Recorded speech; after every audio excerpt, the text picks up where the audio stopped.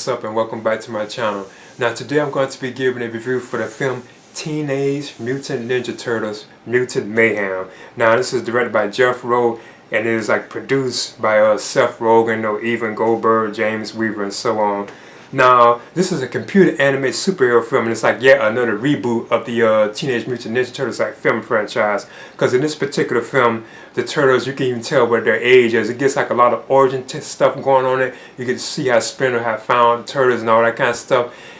And I must admit, it was a pretty entertaining film. I really did. I enjoyed it. I thought it was better than I thought it was going to be. And I like the style of the animation. The animation in this film, it was pretty cool. It kind of reminds you of Spider-Man, Into the Spider-Verse, that particular film, the style of the animation. In this film, you get to see the extreme prejudice that the humans have against mutants and so on, because you get to see an origin. And Jackie Chan, I must admit, he's the one that voices Master Splinter in this particular film. I thought he did a pretty good job. He really stands out in the film. But he explains how the Turtles, when he first raised them, when they first got inside the mutant ooze and so on and they mutated them and so on, it's different. This is yet another version that is different from the original cartoon series. I don't know, this is even more true to the comic book storyline, even from some of the theatrical films, because this time Splinter was a rat again in this particular story, and the Turtles were Turtles and they just got mutated, and so on, and it's humanoid, like a humanoid rat, and the Turtles became humanoid.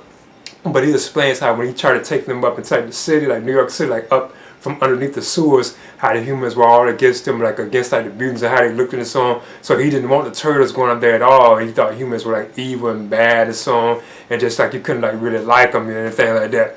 But yet the Turtles do go up inside the human world. They be interacting with the human world. They want to be with humans and so on. And then they eventually run across this girl known as April, who wants to be an aspiring journalist, because you get to see when she was in school and so on, and she was trying to be a journalist for the school, but she had puked on camera. So I thought that was kind of interesting and funny that she was puking, and that's why she was having trouble doing that kind of thing. But she meets the Turtles and so on. So eventually the Turtles, with her help, they try to find out how to fight crime and so on, so they can look better to the actual humans in the world. They want to try to fight crime and so on. And again, Splinter doesn't want them to be doing that kind of stuff, but they choose to do that anyway. And then once they're doing that, this villain showed up known as Superfly, because I wasn't really familiar with him. And apparently Superfly is kind of the son of Baxter Stockman, because when the film does open, this is spoiler territory, you get to see Baxter Stockman trying to work on various turn various different animals or creatures and stuff into mutants and so on. And he also had this fly that he had that was already a huge mutated fly, and the fly eventually grows to be Superfly. And Superfly is voiced by Ice Cube. And I must admit, I think he kind of stole the show. I thought he was probably the one that really stood out in the film the most. The Superfly, because he's the antagonist of the film.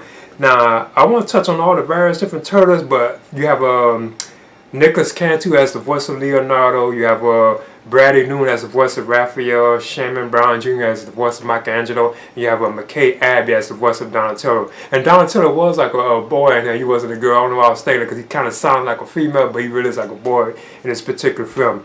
And now you also have other characters in the film, John Cena, he voices Rocksteady, and you also have I already mentioned Jackie Chan as the voice of Master Splinter. You have Paul Rudd as Mondo Gecko, Seth Rogen as the voice of Bebop and so on. Now, one of the things I want to touch on with Bebop and Rocksteady that was kind of interesting, in this film, they kind of slim their heroes, and that's spoiler territory, because at one point they kind of do team up with the Turtles and so on, to fight the villain, the antagonist of the film, so I kind of spoiled it right there somewhere. So I thought that was kind of interesting that we get to see them in a good light, because I didn't know that, they was kind of teaming up with the Turtles. That was kind of interesting. Now, this film also has some Easter eggs, and they took it a teasing the next film, so you gotta stay around for at the very end. Now, there's nothing after the credits, if I can remember correctly, but it is something at the very end. You probably could figure out who that is, because they're teasing the sequel. But the look of the film is pretty good. Now, the voice of April in this film was done by I think Ayo Edebari. I think that's how you pronounce her name. Now, and the film itself, I kind of the soundtrack too, because they have a lot of old school type songs throughout the film, songs I think from the 90s and I think even 80s, if I can remember correctly. So I was really feeling the film, because I did grow up on the Ninja Turtles and so on. Now I want to touch on other stuff too. There was just so much going on in the film that I don't want to spoil it. But it was pretty overall pretty entertaining. I wasn't familiar with the antagonist on that Superfly, who is voiced by Ice Cube. Like I say, he's kind of the son of Baxter Stockman, because Baxter Stockman was in the film too as well. Kind of the beginning. Oh yeah, I just leave it at that. But overall, the film was pretty entertaining. Like the animation, the song. I like to have it look cool, and there's like a lot of like humor in the film and funny. I like the chemistry with the turtles, and like with April, how she is and so on.